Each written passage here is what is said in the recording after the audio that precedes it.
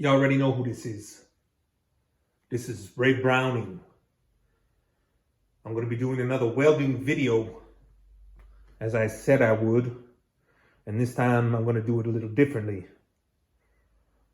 I've prepared the bevel on the pipe, on each end of the pipe. And it's looking pretty good. I'll zoom you in. You can take a look.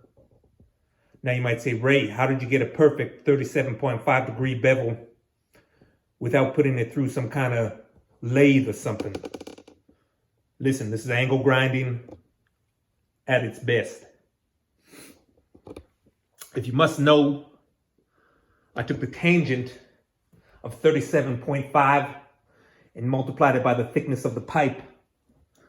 That told me how far from the face of the pipe I had to bring my bevel back. And I just did it, just like that.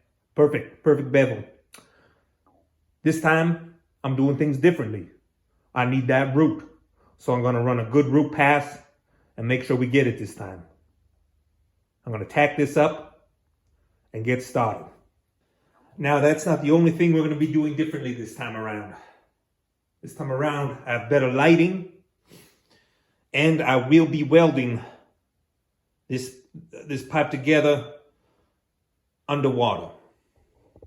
If you look up here, that is a water bottle suspended above my weld, which will qualify for underwater welding. Now, there's a man in the community who says he's an underwater welder, says the most important thing about underwater welding is that there is a guy on shore that you talk to.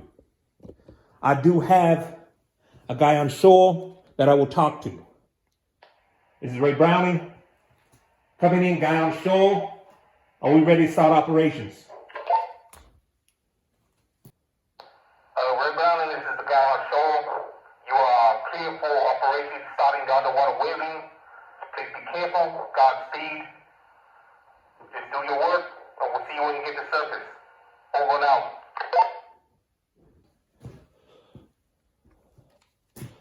Copy that, guy on shore. We're going to get started right now. There you have it. We're clear to start operations. And I'm going to start just by tacking this together. And then we can start our root pass. And hopefully we get a root this time.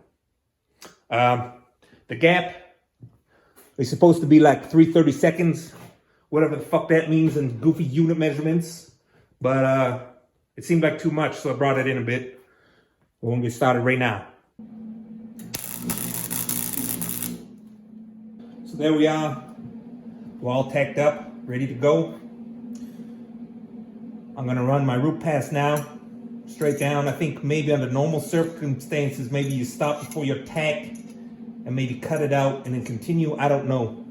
I don't know what you do, but what I'm going to do is just run it straight down, go right over it, try to get as much done as I can in a single pass, go around to the back side, do the same thing, and that'll be the root pass, and we'll take a look at it.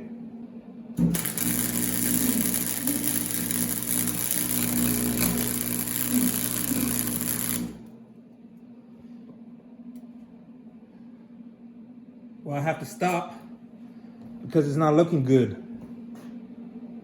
I'm blowing through here, and I think I need to be moving faster. Slow down the wire speed maybe a little bit. We'll clean this up and try again. So it's filling more than I thought it would, and it's a little harder than I thought it would be. I wasn't expecting that. This is higher than I thought it would be, so I'm gonna slow it down a bit, and I'm gonna see if I can fix this and just keep going.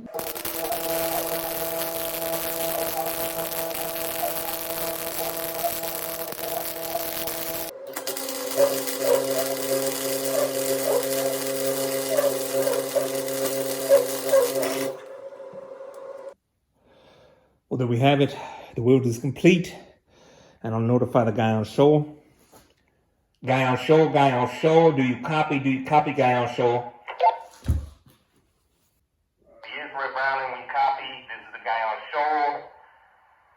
What do you have to tell us? Guy on shore, I'm all done down here. I'm gonna come back up to surface now, and mission successful. Captain Ray Browning, this is the guy on shore. We read you mission complete. Congratulations. Congratulations. Come back up and take a breath of fresh air. Congratulations.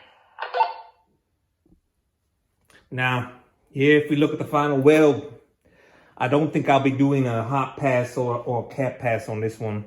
I'm gonna just stop it right now because although I did say mission successful, I think the weld is a failure this time. I do think the bevel is a way to go. I just had troubles being underwater. It was extremely difficult being underwater. I was not expecting to have the challenges I did. It's difficult to move around the material. It was difficult to see what I was doing. It was difficult just to maintain a steady pace and get the weld in. But I mean, we'll do it again.